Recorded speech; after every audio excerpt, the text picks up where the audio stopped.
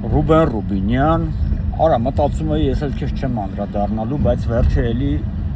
ինչպես ասում են, անդրադարձա։ Ընկերներ, դուք գիտեք, որ այս Ռուբեն ամիսը մի անգամ է լողանում, դա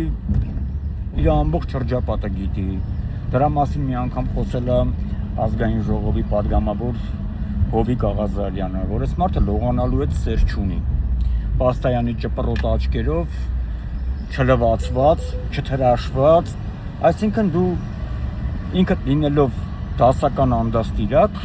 անդաստիարակ, լավ սենց ասեմ, մարդկանց մասին մտածում ես, որ դու պետք է դաստիարակ ես,